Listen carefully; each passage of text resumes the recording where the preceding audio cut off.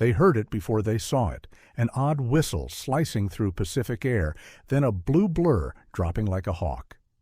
On island runways and jungle outposts, men craned their necks to catch it, a fighter with bent wings, a long nose, and a reputation for hitting fast and leaving faster. In late 1942 and early 1943, this new American machine, the Vought F4U Corsair, wasn't just an airplane. It was a promise that the air war in the Solomons could tilt. But here's the twist. Before it shocked Japanese pilots, it scared American rookies. Tonight, we'll follow the Corsair from drawing board to Guadalcanal, how a radical design beat 400 miles per hour, how it nearly killed the men learning to land it, and how Marines turned a problem child into a frontline weapon. By the end, you'll know the answer to one big question. Once the Marines could finally fight in it, could they outfight the Zero with it?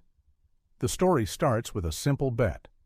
Build the Navy a single-engine fighter that's faster than anything afloat. Chance Vaught's team wrapped the Brute Pratt & Whitney R2800 Double Wasp around a huge Hamilton Standard propeller, then solved a nasty geometry problem, how to keep the landing gear short while clearing that massive disk. Their solution became the Corsair's signature silhouette, an inverted gull wing that bent down from the fuselage and back up at the outer panels. It cut drag at the fuselage joint and let the legs be short and strong. In October 1940, the prototype XF4U-1 did the headline thing. It became the first U.S. single-engine fighter to break 400 mph in level flight. The bent wing bird wasn't just different, it was fast. Speed on paper is one thing. Making a carrier fighter live on a pitching deck is another. Early tests were sobering. The long nose and low seat made it hard to see forward in the groove. On approach, the left wing tended to stall first, a wicked habit that could snap the airplane over just when a pilot needed steadiness most. Landings bounced, bolters punished mistakes. Among anxious trainees, a black humor nickname spread, Ensign Eliminator. The airplane had the speed and the claws, 6 .50 caliber Brownings in the wings, but it also had manners that could maim the unwary. What happened next is a case study in wartime problem-solving. Engineers and squadron tinkerers attacked each vice one by one. They raised oleo pressure in the main gear to tame the pogo stick bounce on touchdown. They replaced the framed birdcage canopy with a cleaner bubble and raised the pilot's seat roughly 8 inches, which helped sightlines in the pattern. Most important, they added a small stall strip to the right wing's leading edge, deliberately making it nibble at the airflow sooner so both wings behaved the same at low speed. None of this changed the Corsair's personality. It was still a hot rod, but it turned a deck landing roulette into a controllable routine. There was also a shift in how you flew the approach. Carrier aviators learned to keep the ship, the landing signal officer, and the deck in view by flying a curving, continuous final instead of a long straight-in where the nose blocked everything. The Royal Navy's Fleet Air Arm used and refined that technique as it brought Corsairs to sea early. U.S. units likewise adopted a curving approach as the practical way to live with the Corsair's long snout. The result wasn't a magic trick, it was a discipline. Fly the curve, keep the deck in sight, commit. Meanwhile, the war moved faster than the fixed list. The Navy, cautious about carrier ops, pushed more of the earliest Corsairs to the Marine Corps, who were desperate for speed over the Solomons. That urgency put the first operational Corsair squadron, VMF 124, on stage. Major William Heiss led his men and their brand-new F4U-1s onto Henderson Field, Guadalcanal, on 12th of February 1943. They didn't even unpack.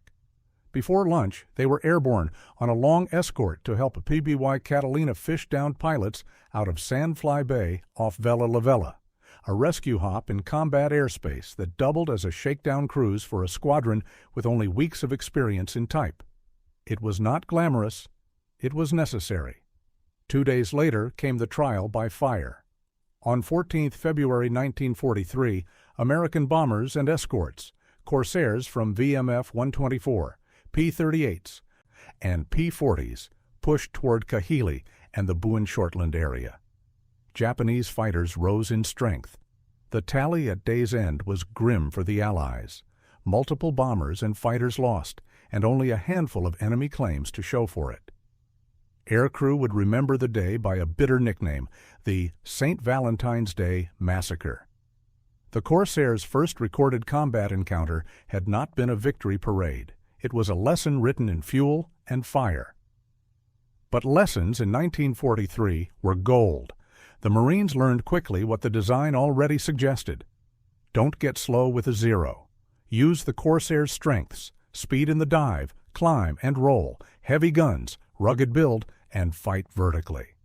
Keep your energy, work pairs and divisions, and strike in boom and zoom passes, not flat turn fights. Instructors preached it, aces proved it, and maintenance crews kept the big radials honest in the heat and grit. Every sortie from Guadalcanal to the Russells shaved rough edges, on pilots and on the airplane. By spring and summer, the incremental fixes were flowing into the fleet in the F4U 1A batches, and Corsair units were growing into their machine. The same airplane that frightened green deck candidates was now a terror to meet at altitude. For the Marines at Henderson, the emotional swing was real. The bent-wing bird might be hard to land, but once the wheels were up, it could outrun, outdive, and outpunch what the enemy brought, if the pilot respected its rules. That respect, learned in days, paid for in lives, was the price of admission. So what actually changed between the first shaky arrivals and the first confident patrols? Partly engineering, stall strip, seat height, canopy, landing gear tweaks. Partly technique, the curving approach, better pattern discipline, smarter bolter procedures. And partly mindset, Marines adopting a fighter doctrine that fit their machine rather than forcing it to fight like a wildcat with extra horsepower. Together, those three turned a killer Corsair that ambushed novices into a combat tool Marines trusted on the worst days. But our story tonight ends where the next one must begin. It's late February 1943 on Guadalcanal. VMF 124 has tasted both endurance and loss. The Corsair has proved it can get to the fight and back. What it hasn't proved yet is whether it can dictate the fight against seasoned A6M Zeros flown by veterans who grew up on turning battles over Rabaul and Bougainville. The Marines are about to find out, because the Solomons are a hard school. Coming next, Part 2. Bent wings, hard lessons, where the black sheep rise, tactics sharpen, and the blue fighter with the whistle starts writing its reputation over Bougainville and Rabaul. They came in high, fast, and quiet, too quiet for veterans who trusted their ears.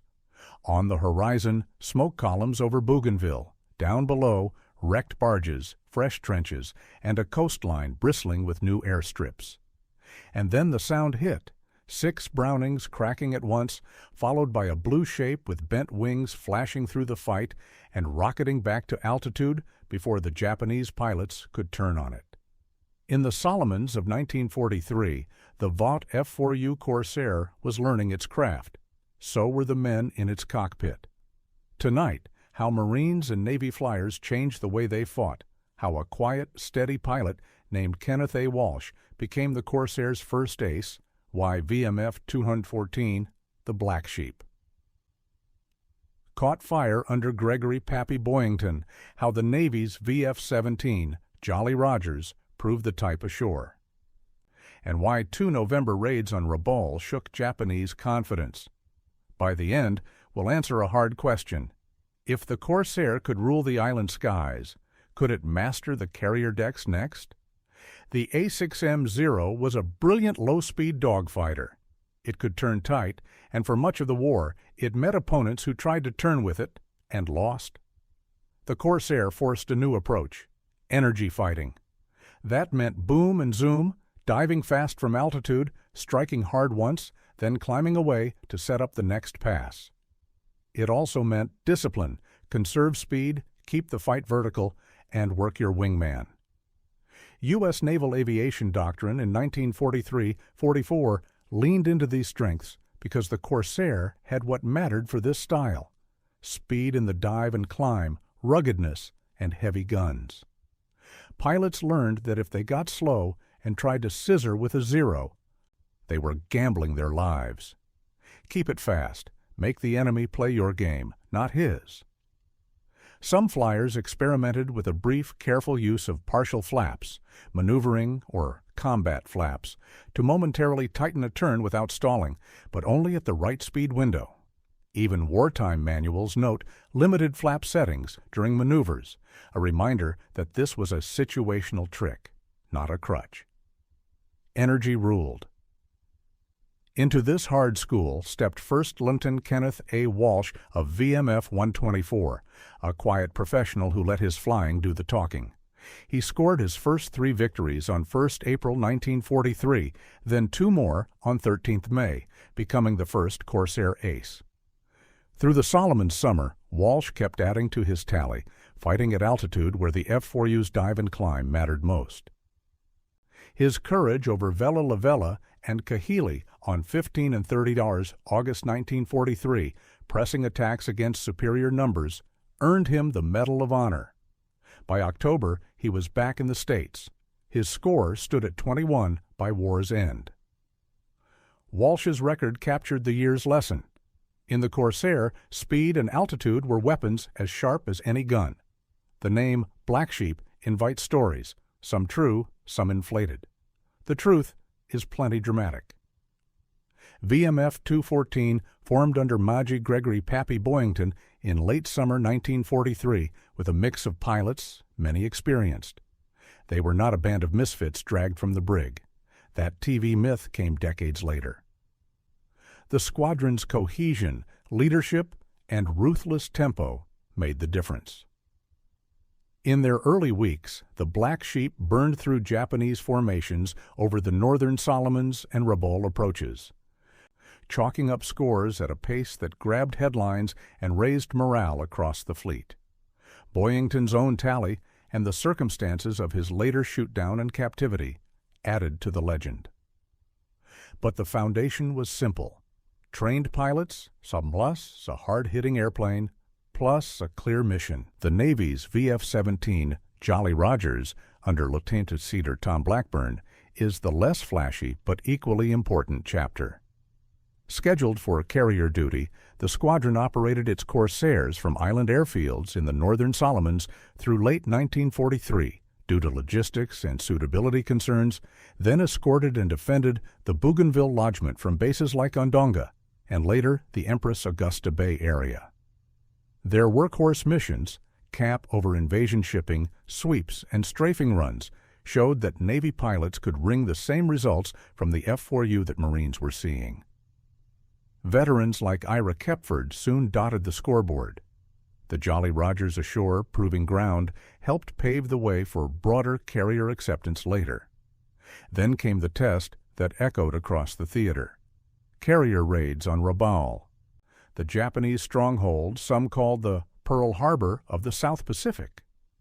With ground forces landing on Bougainville in early November, Admiral William F. Halsey made a hard call: drive fast carrier groups within range of Rabaul on 5 November 1943, launch nearly every available aircraft at daybreak, and damage the enemy cruisers threatening the beachhead, even if it meant leaving few fighters to guard the carriers.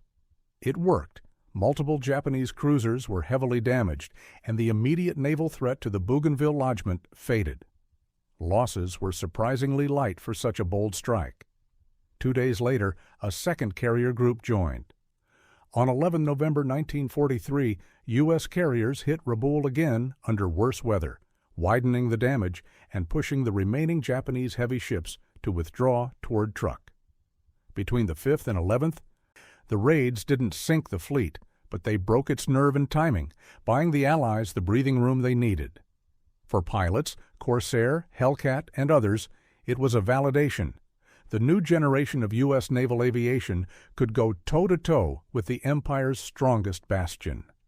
By late 1943, the pattern was clear. Over Bougainville and Rabaul, the Corsair was a hammer, fast to the fight, deadly in a dive, and tough enough to bring pilots home. Tactics had matured, aces had emerged, Navy and Marines were aligned on how to fly the airplane. But one big question still hung in the air. Could the F4U finally master the carrier deck, not just for a few trials, but at scale, so it could join the big deck task forces in 1944? That's where we go next. Next episode, Part 3. Angels of Okinawa, Shock, Survival and Legacy. We'll see how cockpit and landing gear fixes, a raised seat and clearer canopy, and refined curving approaches turned a deck landing hazard into a fleet asset, just in time for the kamikaze storm. Smithsonian Magazine. Which Solomon squadron should we deep dive next? VMF 214, VMF 215, or VF 17? Tell us your pick and the one pilot you want highlighted. Listen, a thin whistle, like wind through a canyon. A shadow crosses the water. Then the roar hits, sudden, heavy, and mean, as a bent-wing fighter drops its nose and knifes into a dive. On ships below, sailors look up for the flash of the rising sun. In the cockpit above, a Marine thumbs his gun switch and rides the tremble of a beast that finally learned some manners. The question for this hour is simple. When the Corsair climbed from island airstrips to the decks of the fast carriers and then fought the last brutal campaign at Okinawa, what exactly made Japanese pilots feel they were facing something new, something that shocked them? And why did that reputation endure long after the shooting stopped? By 1944, the bent-wing bird had been house-trained for carriers. The fixes that began in 1943, stall strips, a higher seat, and a clearer canopy, were joined by better deck landing technique and hardware tweaks. The Navy finally gave the green light for widespread shipboard use in 1944, and by winter, Marine Corsair squadrons were coming aboard the Essex class to bolster air defense against a new threat, kamikazes. The F4U-1A and then the F4U-1D turned a revelation into a workhorse. They kept the speed that had scared everyone in tests, over 400 miles per hour, a first for a U.S. single-engine fighter, and added real punch, bombs on twin pylons and rails for a full set of 5-inch HVAR rockets. Being able to lug heavy ordnance without giving up the boom and zoom style meant the same airplane could escort strikes at breakfast and smash airfields before lunch. Over the war, Corsairs dropped more than 15,000 tons of bombs, about 70% of all fighter-delivered tonnage for the U.S. services, while still doing fighter work. That dual life defined 1944-45 in the Central Pacific. One day, you'd see Corsairs high and fast, riding shotgun on carrier raids. The next, down in the weeds, their guns and rockets walking across revetments and trenches. This was the fast carrier machine at full stretch. Flexible groups, fast turnarounds, and fighters that could change hats without changing types. Then came the hardest test, and the role that would seal the legend. Okinawa, April to June 1945, a grind of combat air patrols, KP, radar picket alerts, and sprint scrambles to meet specs on the horizon that might be scouts, might be decoys, or might be airplanes with men inside who meant not to return. The U.S. answer was the Big Blue Blanket, an air defense system devised by John "Jimmy" Thack. More fighters aloft, farther out, radar picket ships strung like a tripwire, and constant fighter sweeps over enemy airfields. Corsairs were central to that plan, intercepting far from the fleet, escorting strikes, and mauling airfields to choke off attacks before they began. Day after day, Marine Corsairs, orbiting from inland strips at Yontan and Kadena, or flying off carriers, shouldered the first intercepts. In action reports, you see the rhythm. A radar call, vectors to a bearing, then a tally, zeros, Judies, or one of the desperate one-way types, followed by a short, savage pass. Official tallies compiled after the war credit Corsairs with more than 2,000 enemy aircraft, downed for 189 lost in air-to-air combat. Part of a broader record of roughly 64,000 sorties. Those numbers, plus the sight of blue-gray fighters over the beachhead, fed a nickname from the Marines on the ground: Angels of Okinawa. What did Japanese pilots meet in late 1944 and 1945 that felt so different? Start with physics.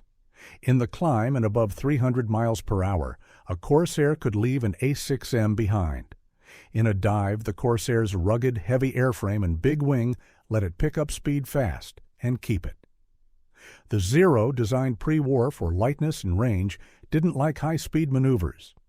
Its controls stiffened, and it lacked armor and self-sealing tanks, trade-offs that gave the Zero superb agility early in the war but made it fragile once Allied fighters got faster and heavier. Add survivability. 650 caliber guns gave the F4U a hard first hit, and the engine and pilot protection meant a Corsair could take punishment and still make it home. The Zero's lack of armor and sealed tanks often turned even glancing hits into fire. By the time Corsairs were sweeping near Kyushu and Formosa, the technical gap was visible in every merge. But machines aren't the full story. The war had burned through Japan's best airmen. Early war naval pilots often had 500, 700 flight hours. By 1944, that average had fallen sharply, and by the last year, many aviators reached frontline units with a fraction of that time. Short fuel rations, rushed syllabi, and the deadly logic of kamikaze doctrine deepened the gap. Against them, U.S. training ramped up, and tacticians like Thatch pulled experienced hands off the line to teach the next wave. Skill compounds. So does inexperience. You can feel that asymmetry at Okinawa. Okinawa also forced the Corsair to be a bruiser. Rockets, holy Moses, 5-inch HVARs, were fired by the podful into airfields, gun positions, caves, and shipping. The Corsair's ability to sprint, strike, and climb back into cap made it a two-shift worker: interceptor at dawn, fighter-bomber after noon, and sometimes night fighter by evening. Even with that workload, the type's air-to-air record stayed extraordinary. It wasn't magic, it was a blend of airframe, doctrine, logistics, and training coming together under extreme pressure. So where did the shock come from? From the view out, a Zero canopy as a dark-nosed fighter appeared from nowhere in a steep, fast, one-pass attack, and then refused to stick around for a turning fight. From the way Corsairs could take hits and still climb away. From pilots who had drilled energy tactics for months, while their opponents often had not.